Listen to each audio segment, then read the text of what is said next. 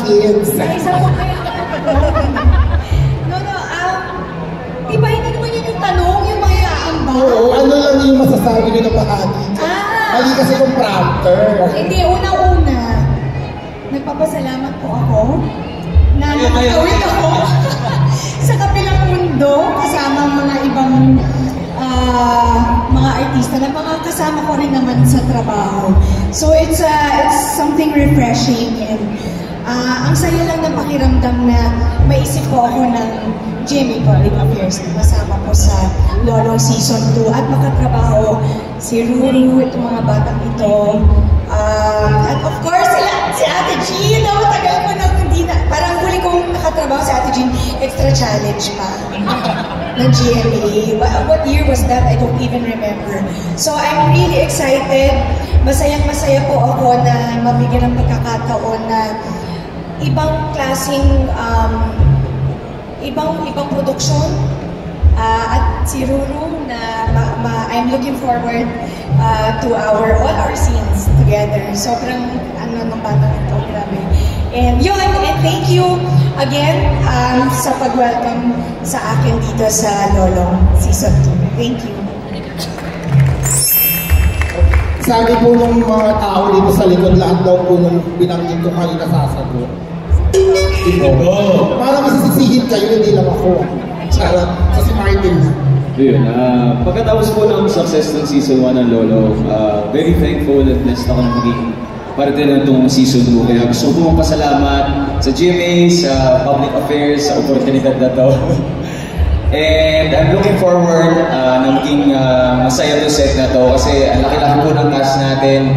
And sa tinagal-tagal ko sa GMA, ngayon ko po, first time ko po makatrabaho si Ruru. So, ang ating best supporting actor. So, first time. So, excited ako.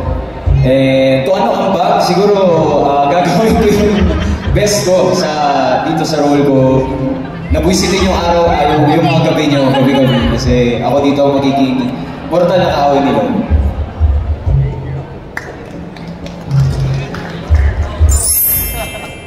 Well, it's a growing family, so isa lang ibig sabihin nun. Season 1 was a success, kaya nandito kami. And ang roles namin dito may kanya-kanya ibig sabihin at kanya-kanyang purpose sa story na ito.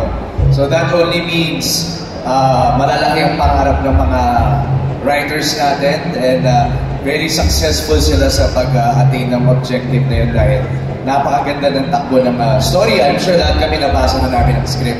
At sa mapapanood ng mga kapuso natin, tututukan nila araw-araw yung sinasabi namin mangyayari sa Season 2. So, bilang isang mayor, ako yung magiging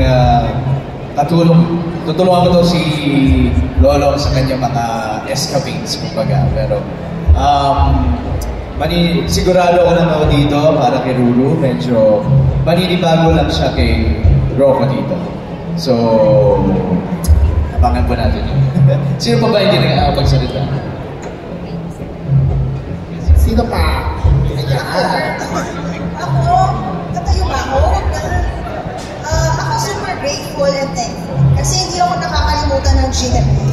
So, sobrang happy ako dahil yung iba dito, most of the cast, parang reunion namin. Si Nikki, si Alma, tapos yung iba, si John, si Ruru, first time ko makatrabaho, si Shaira, ilang beses ko na naging anak. So very, very thankful dahil this is a big project of GMA. Looking forward to our bonding sa set, of course.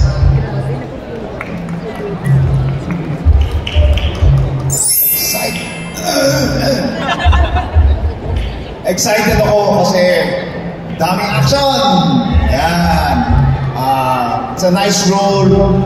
Tsaka sabi nga ng misis ko, kung makakatrabaho ko, GMA Public Affairs. Sabi, magaling yung unit na yan. So, totoo naman, so far sa taping namin, very organized sila. Tapos sinasabi kagad kung ano yung mga taping days. Tapos may script, very prepared. No? And so I'm excited and I always look forward to taping all the time. So lagi akong gusto kong mag-taping na ng mag-taping. Yan.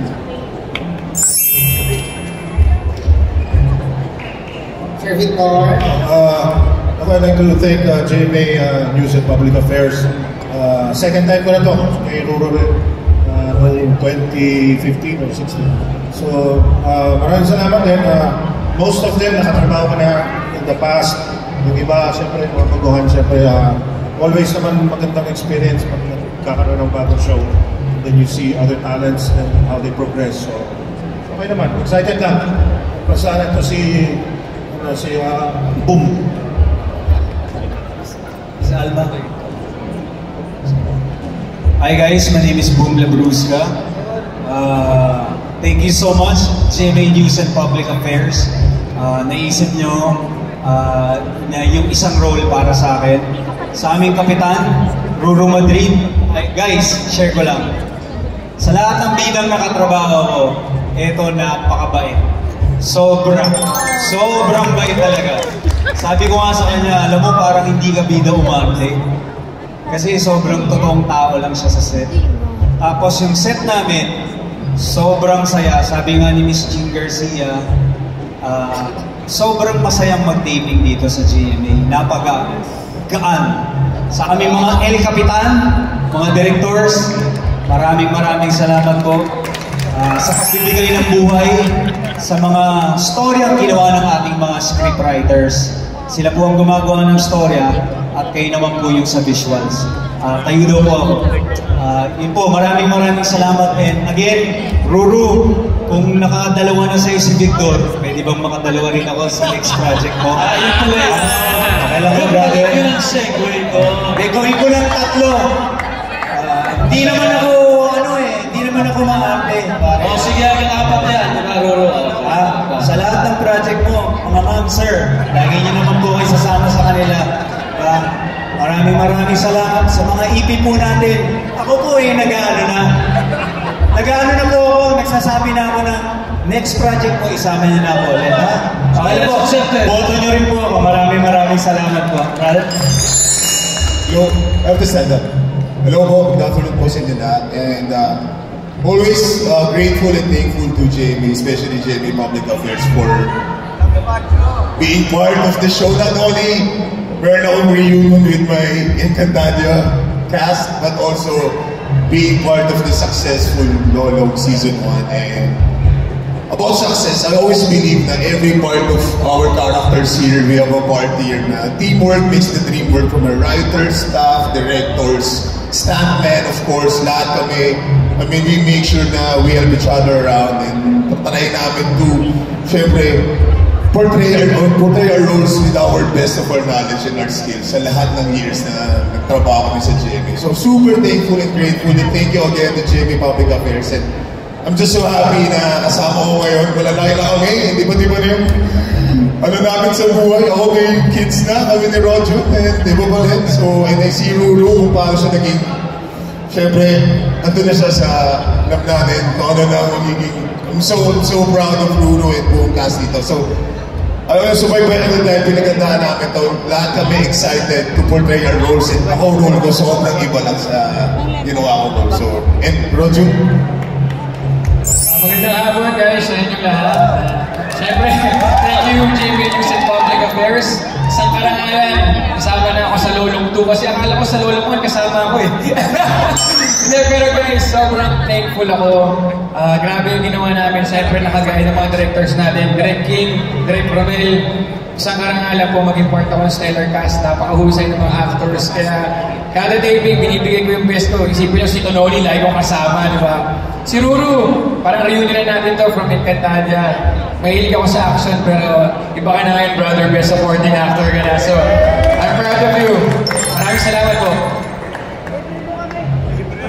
Miss Clea? Yes. Nakasama ko na mag-taping yung Lolong production and syempre yung mga co-actors ko dito. Isa lang masasabi ko kung bakit naging successful talaga yung season 1 nila. Kasi napakagaan sa set. Wala kang ma-feel na kahit na ng pressure, tapos lahat halos ngingitian ka. Talagang pamilya ang trato nila sa isa't isa. And tsaka yung pakain ni Ate Rose, syempre. Yan ang blockbuster. Tuwing lunch breaks, talaga pupunta sila sa tent para magsama-sama kumain. And syempre, ako sa character ko dito sa Lolong Season 2, sobrang excited akong gawin kasi first action role ko to eh. And pangarap ko talaga magkaroon ng action role sa show business na to, sa craft na to. Kaya maraming salamat, GMA Public Affairs, for giving me this opportunity, syempre, na mapakita ko yung side na pagiging action ni Clea Pineda. Kaya maraming salamat po. At syempre, si Alma, di pala di ko natanong, mali ko na naman. Patawan po ako. Kasi yung kasama rin po sa Season 1. Ayan. Ano naman po ang mga inaabangan nyo for Season 2? Ano po sa tingin nyo ang maaamot namin? Charot. Well, sobrang excited din ako sa Season 2 kasi yung character ni Ines is totally different from the first one. And sobrang nakakagulat kasi tulad ng sinabi kanina na yung sa Season 1, yung memorable. Sobrang memorable po yung nagtitaping ka ng pandemic. Talagang for the rest of our lives, hindi namin makakalimutan yun na parang paano naging posible, paano naitawid yung na nakaproduce ka ng #1 show during the pandemic. Palakpakan ko natin ang lahat ng Team Lolo. And it's a blessing na to be part of the Season 2 na hindi ko nga alam kung paano kayo guys pasasalamatan dahil it was a surprise na talagang nakakatuwa na we're still here and we're growing and tulad din ng mga sinabi kanina na napaka-efficient, napaka-positive, napaka-good vibes ng lahat ng tao sa set. Lahat po ng production and everything. So talagang angga-anggan. Thank you for making our job easier and napaka-harmonious ng lahat ng tao. So this is a very happy, positive, and memorable set. Patuloy, sobrang gaan. Lumulutan na yung mga tent namin. Hindi lang yung pagbaba. Ayan yung mga kasama ko ng mga bago na nasa taas. Ay baka meron din kayong mga message. Ate Jan, ano bang makakapag natin sa palabas na ito? Magandang hapon po. Ako po si Jan Marini. And I'm so thankful to be part of Lolong 2. Maraming salamat po sa GMA Public Affairs. At binigyan niyo po na katuparan yung pangarap ko na maka-love team ulit ang aking off-screen forever, my husband Gerard. Kasi diba, as you all know, we started din mula sa puso. And doon na nga ako nagkaroon ng asawa. Kaya sobrang thankful ako dun sa show na yon. At dito naman po sa Lolong 2, hindi na po kami magkakaanak ulit, matanda na po ako. Pero I'm so happy that we are able to work again ng tuwing taping, no? Diba? Hindi nga lang kami pareho ng 10, pero okay lang.